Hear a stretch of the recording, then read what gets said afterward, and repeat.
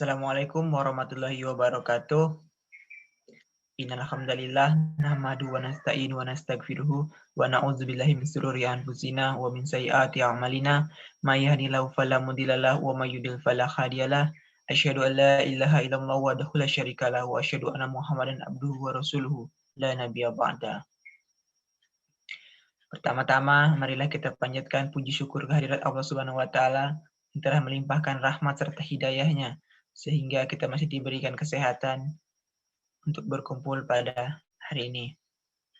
Tak lupa juga salawat beserta salam selalu kita curahkan kepada junjungan kita yakni Nabi besar Muhammad SAW. Baiklah, pada kesempatan kali ini kami dari kelompok 7 yang terdiri dari saya sendiri atas nama Rian Darmana dengan NIRM 0308200132.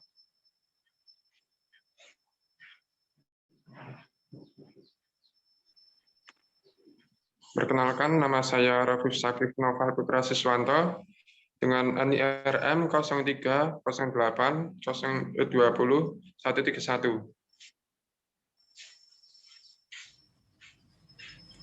Kemudian saya izin perkenalkan diri, nama Nurul Mutmainah dengan NIRM 0308200130.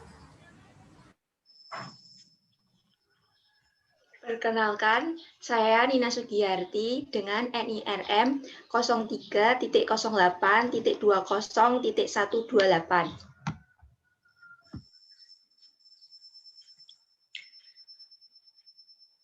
Pada kesempatan kali ini kami akan membawakan sebuah materi yang berjudul Filantropi Islam. Filantropi adalah tindakan seseorang yang mencintai sesama manusia serta nilai kemanusiaan, sehingga menyumbangkan waktu, uang, dan tenaganya untuk menolong orang lain. Istilah ini umumnya diberikan pada orang-orang yang memberi banyak dana untuk amal. Islam menyelesaikan masalah kemiskinan melalui kewajiban individu untuk memberikan hak yang wajib diterima oleh individu lain melalui kegiatan zakat, infak, sedekah, dan wakaf. Kegiatan memberi dalam beberapa bentuk tidak terbatas uang ataupun barang, tetapi juga berupa pekerjaan atau berbagai macam upaya untuk meringankan beban orang miskin dan meningkatkan kesejahteraannya.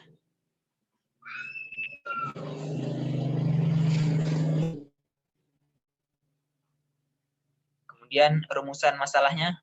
Yang pertama, bagaimana definisi, dasar hukum, karakteristik, dan hikmah zakat. Yang kedua, siapakah golongan yang wajib menerima zakat dan golongan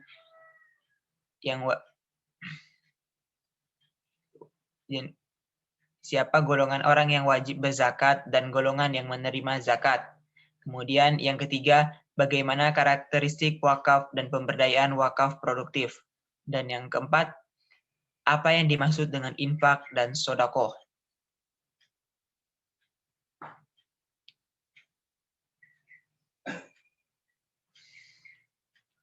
Tujuannya yaitu yang pertama untuk mengetahui dan menganalisa definisi, dasar hukum, karakteristik, serta hikmah zakat. Kemudian mengetahui golongan orang yang wajib zakat dan golongan yang menerima zakat.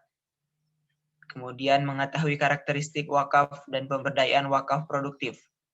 Kemudian mengetahui lebih lanjut mengenai infak dan sedekah.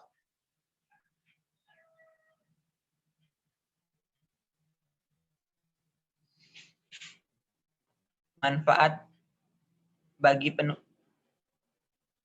bagi penulis yang pertama yaitu menyelesaikan tugas mata kuliah pendidikan agama Islam. Yang kedua, mengetahui Islam. Dan yang ketiga, menambah ilmu pengetahuan mengenai zakat, infak, sedekah, dan wakaf. Sedangkan manfaat bagi pembaca yaitu dapat menambah wawasan dan pengetahuan mengenai filantropi Islam.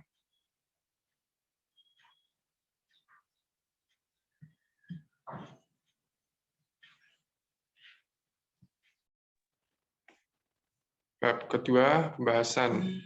Pengertian zakat.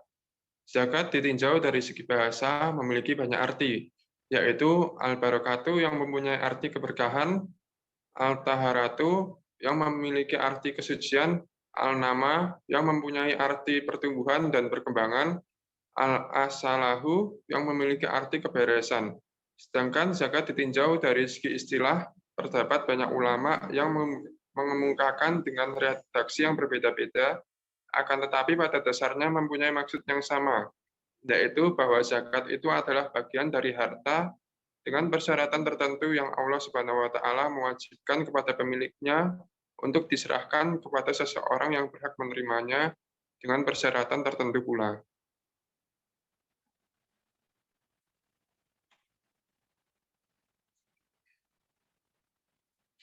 Dasar hukum zakat yang pertama terdapat dalam Al-Qur'an. Dasar hukum tentang zakat adalah salah satunya dalam firman Allah Subhanahu wa taala dalam surat An-Nur ayat 56 yang berbunyi Bismillahirrahmanirrahim. Wa aqimus sholata wa atuz zakata wa atiur rasul la'allakum turhamun. Yang artinya, dan dirikanlah sembahyang, tunaikanlah zakat, dan taatlah kepada Rasul, supaya kamu diberi rahmat. Dalam surah lain, Allah kembali menegaskan dalam surat Al-An'am ayat 141, dan kemudian surat At-Taubah ayat 103.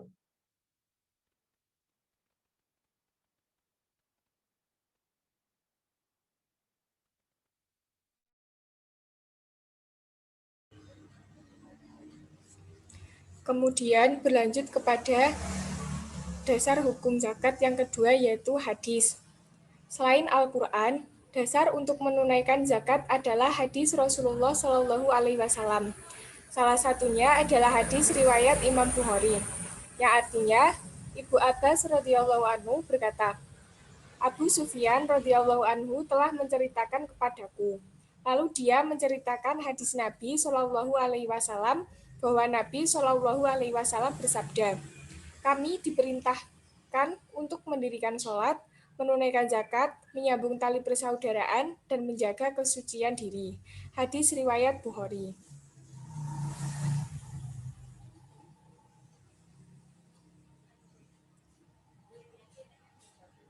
Kemudian lanjut kepada macam-macam zakat. Yang pertama yaitu ada zakat mal atau harta. Zakat mal yaitu zakat yang berkaitan dengan kepemilikan harta tertentu dan memenuhi syarat tertentu. Zakat ini meliputi zakat tumbuh-tumbuhan, zakat binatang ternak, zakat perniagaan, zakat barang tambang, dan zakat emas dan perak. Kemudian yang kedua yaitu zakat fitrah. Zakat fitrah adalah zakat yang diperintahkan Nabi Muhammad kepada umat Islam pada tahun diwajibkan puasa Ramadan sampai hari terakhir bulan Ramadan sebelum sholat Idul Fitri.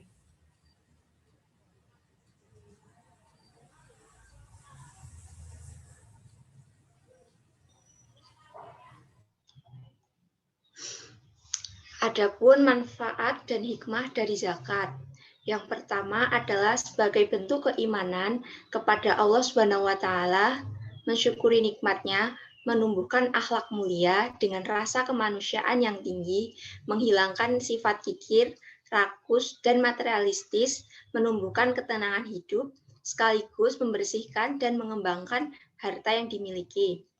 Yang kedua, zakat merupakan hak bagi mustahik, maka zakat berfungsi sebagai penolong, membantu, dan membina mereka, terutama bagi fakir dan miskin, akan membawa ke arah kehidupan yang lebih baik dan sejahtera, sehingga mereka dapat memenuhi kebutuhan hidupnya dengan layak, dapat beribadah kepada Allah Subhanahu wa taala, sehingga terhindar dari bahaya kekufuran, sekaligus menghilangkan sifat iri, dengki, dan hasad yang mungkin timbul dari kalangan mereka ketika mereka melihat orang kaya yang memiliki harta yang cukup banyak. Yang ketiga, sebagai pilar amal bersama antara orang-orang kaya yang berkecukupan hidupnya dan para mujahid yang seluruh waktunya digunakan untuk berjihad di jalan Allah, yang karena kesibukannya tersebut, ia tidak memiliki waktu dan kesempatan untuk berusaha dan berikhtiar bagi kepentingan nafkah diri dan keluarganya.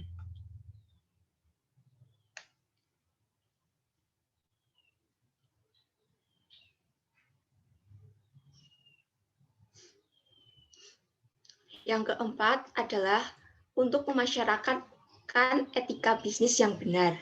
Sebab zakat itu bukanlah membersihkan harta yang kotor saja.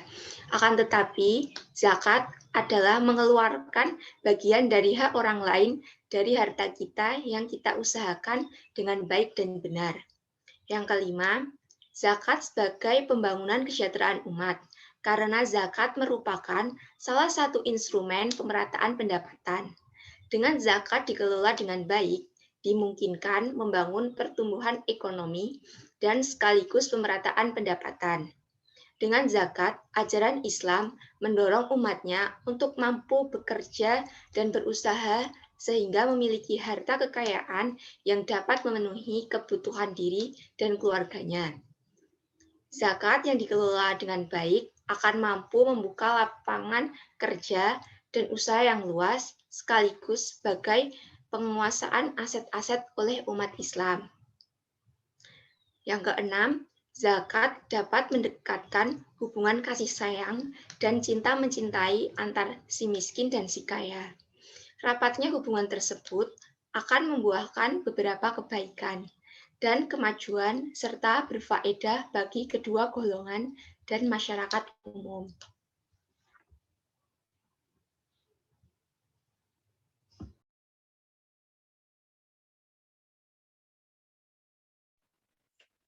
Ya, selanjutnya adalah daftar 8 golongan orang yang berhak menerima zakat fitrah dan dalilnya. Hal itu terdapat dalam surat At-Taubah ayat 60 yang berbunyi Bismillahirrahmanirrahim. Innamas shadaqatu lil fuqara wal masakin wal amilina alaiha wal mu'allafati qulubuhum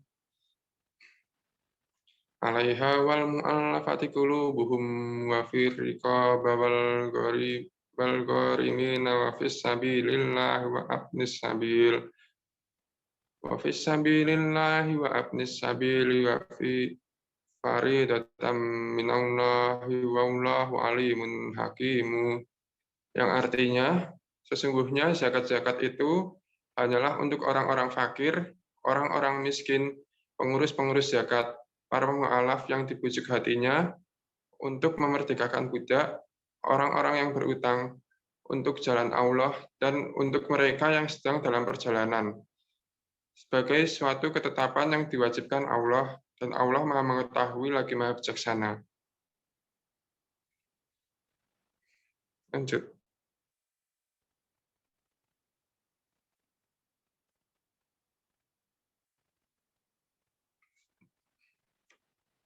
Selanjutnya ada 8 golongan yang mempunyai hak untuk menerima zakat. Yang pertama adalah orang fakir, yang kedua adalah orang miskin, yang ketiga adalah amil atau orang yang mengurus zakat, yang keempat adalah mu'alaf, yang kelima adalah budak, yang keenam orang yang berutang, yang ketujuh sabilillah, dan yang kedelapan adalah ibnu sabil.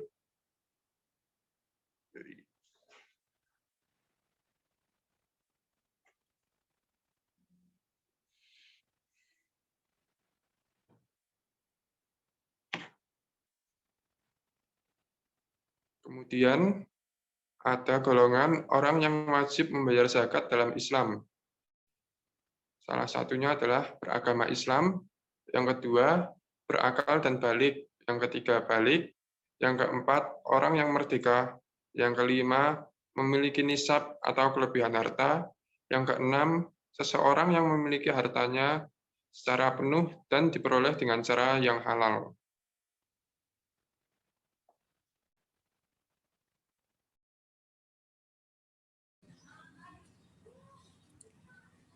Kemudian berlanjut kepada pengertian wakaf. Kata wakaf atau waqf berasal dari bahasa Arab, waqafa. Asal kata waqafa berarti menahan atau berhenti atau diam di tempat atau tetap berdiri. Kata waqafa, yukifu, waqfan, sama artinya dengan habasa, yahbisu, tahbisan. Menurut arti bahasanya, waqafa berarti menahan atau mencegah.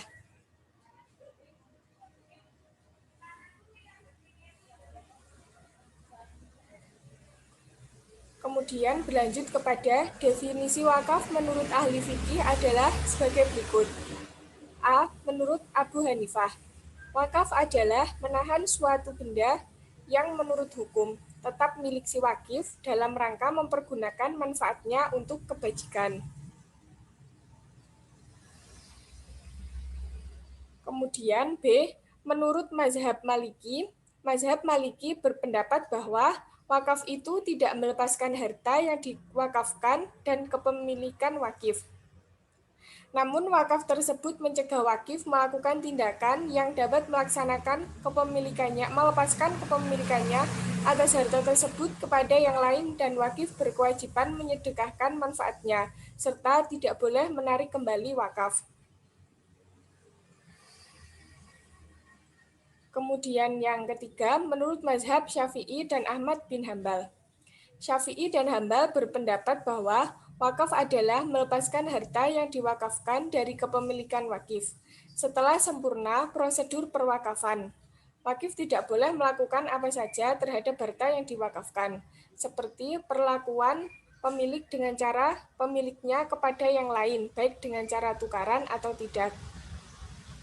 Jika wakif wafat, harta yang diwakafkan tersebut tidak dapat diwarisi oleh ahli warisnya.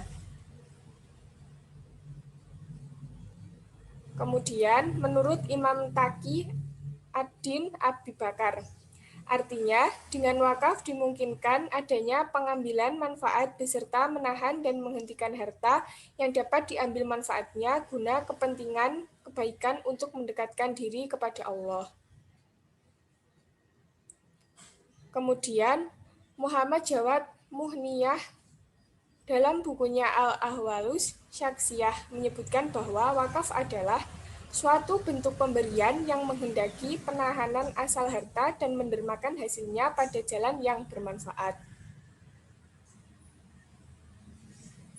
Kemudian berlanjut kepada karakteristik wakaf. Berdasarkan penggunaannya, wakaf juga dibagi menjadi dua macam. Yang pertama yaitu wakaf langsung, wakaf yang produk barangnya digunakan untuk mencapai tujuannya, seperti masjid untuk sholat, sekolah untuk kegiatan mengajar, rumah sakit untuk mengobati orang sakit, dan lain sebagainya. Kemudian yang kedua ada wakaf produktif. Wakaf yang pokok barangnya digunakan untuk kegiatan produksi dan hasilnya diberikan sesuai dengan tujuan wakaf.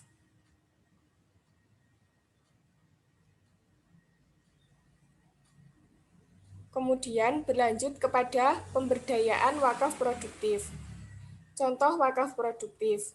Yang pertama yaitu wakaf pangan.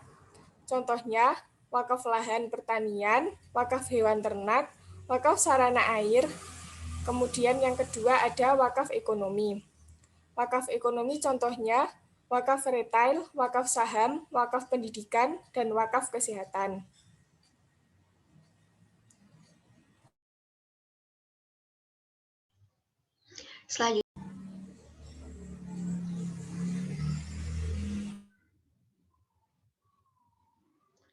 Selanjutnya adalah infak. Infak berasal dari kata anfaqah yang berarti mengeluarkan sesuatu atau harta untuk kepentingan sesuatu. Menurut terminologi syariat, infak berarti mengeluarkan sebagian dari harta atau pendapatan atau penghasilan untuk suatu kepentingan yang diperintah Islam. Apabila zakat ada nisabnya, infak tidak mengenal nisab. Infak dikeluarkan setiap orang yang beriman, baik yang berpenghasilan tinggi maupun rendah. Apakah ia di saat lapang maupun sempit, mengeluarkan sebagian harta untuk suatu kepentingan yang diperintahkan oleh Allah Subhanahu wa taala seperti menginfakkan harta untuk memenuhi kebutuhan keluarga.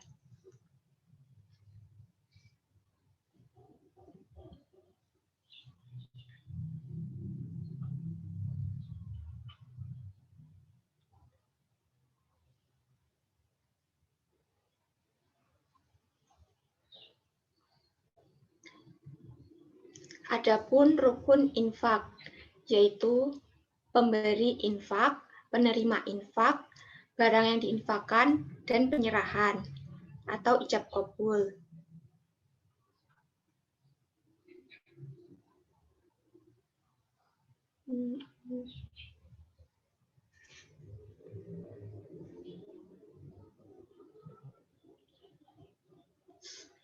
Syarat infak menurut ulama Hanabilah ada 11, yaitu yang pertama, infak dari harta yang boleh ditasharufkan. Yang kedua, terpilih dan sungguh-sungguh. Yang ketiga, harta yang diperjualbelikan. Yang keempat, tanpa adanya pengganti. Yang kelima, orang yang sah memilikinya. Yang keenam, sah menerimanya. Yang ketujuh, walinya sebelum pemberi dipandang cukup waktu. Yang delapan, menyempurnakan pemberian. 9, tidak disertai syarat waktu. 10. Pemberi sudah dipandang mampu tasarruf atau merdeka dan mu'alaf. 11. Mauhub, harus berupa harta yang khusus untuk dikeluarkan.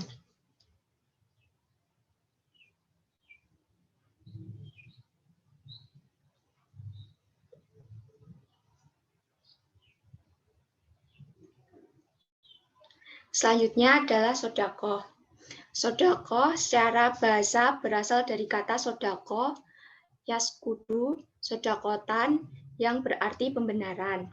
Secara istilah adalah mengeluarkan harta di jalan Allah sebagai pembenaran terhadap ajaran-ajaran Allah. Sodakoh berasal dari kata sidkun, yang berarti benar dalam hubungannya dengan antara perkataan, keyakinan, dan perbuatan. Zakat juga disebut sodakoh, karena salah satu tujuan dari zakat adalah mendekatkan diri pada Allah SWT sebagai implementasi dari keyakinan terhadap Tuhan. Dengan demikian, zakat merupakan sodakoh wajib yang diwajibkan bagi orang Muslim yang mempunyai harta 1 nisab.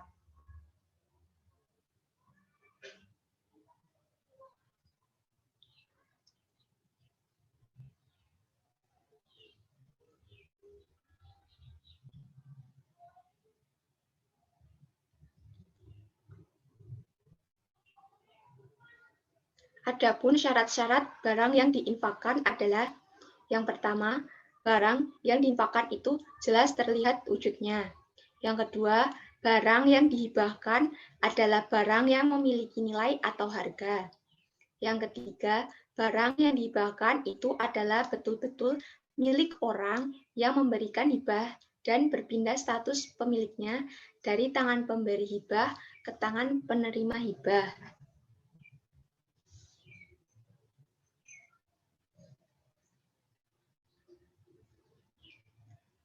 Sodakoh sendiri memiliki pengertian yang luas, di mana terbagi menjadi 2, yang bersifat material dan fisik atau tangible, serta yang bersifat non-fisik intangible.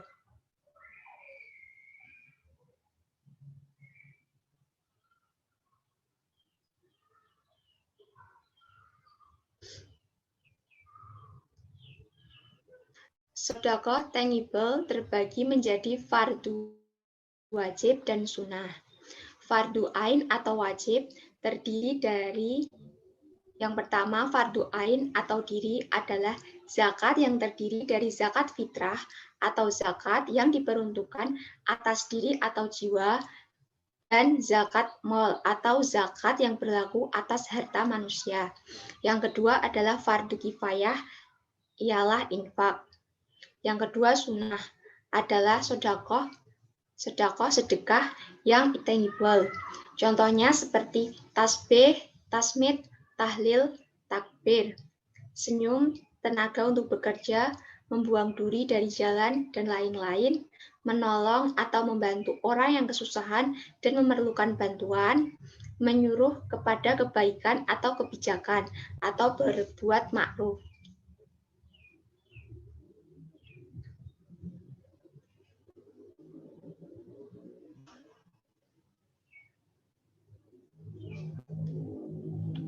Selanjutnya ada orang-orang yang berhak menerima sedekah, yaitu yang pertama, orang-orang yang soleh atau orang-orang yang ahli dalam kebaikan.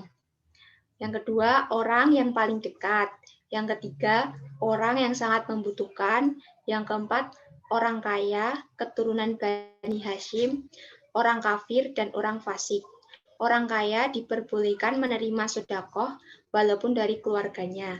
Begitu pula keturunan Bani Hasyim, hanya saja mereka tidak boleh menerima zakat. Yang kelima, sedekah kepada jenazah. Diperbolehkan memberikan sedekah kepada jenazah, seperti memberikan pahala sedekah pemberian makan, minuman, dan pakaian. Juga diperbolehkan memberikan sedekah dengan doa menurut ijma ulama.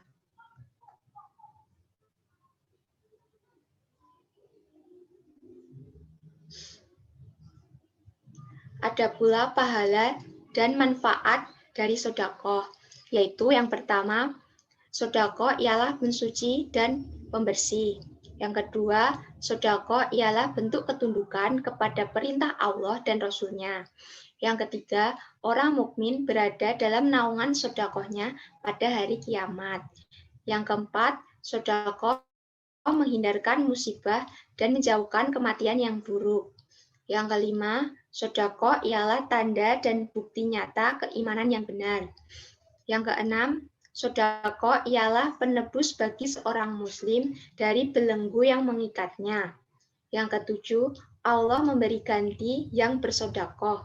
Yang kedelapan, pahala sedekah tak terputus meskipun setelah penyedekah meninggal. Yang kesembilan, sedekah dapat menghapus kesalahan.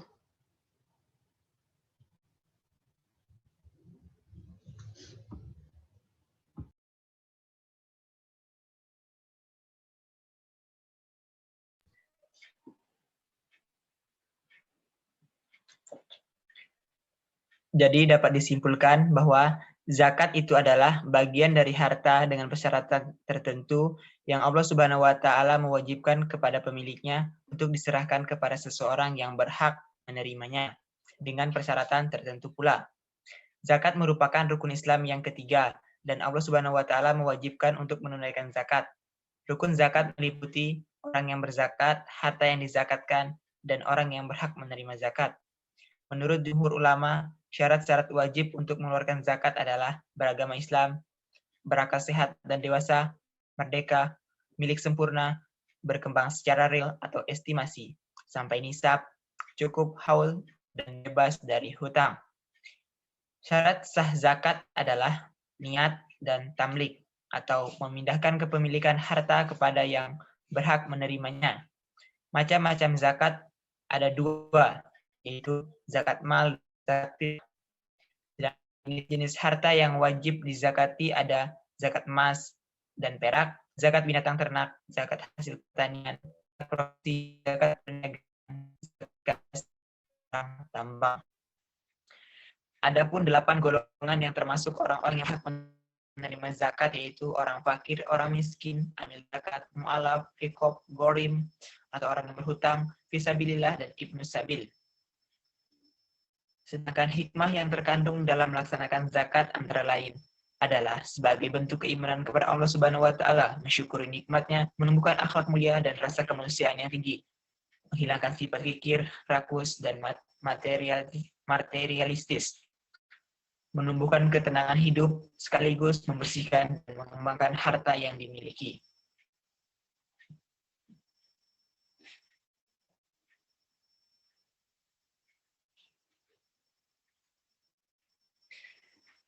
Demikianlah yang dapat kami susun, yang dapat kami sampaikan.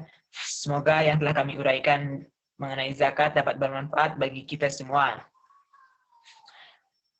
Dan kami menyadari sebagai manusia yang tidak luput dari kesalahan, tidak terkecuali dengan apa yang kami sampaikan tadi. Untuk itu, kritik dan saran yang membangun sangat kami harapkan demi terciptanya materi yang lebih baik lagi. Akhirul kalam, saya ucapkan wassalamualaikum warahmatullahi wabarakatuh. Terima kasih.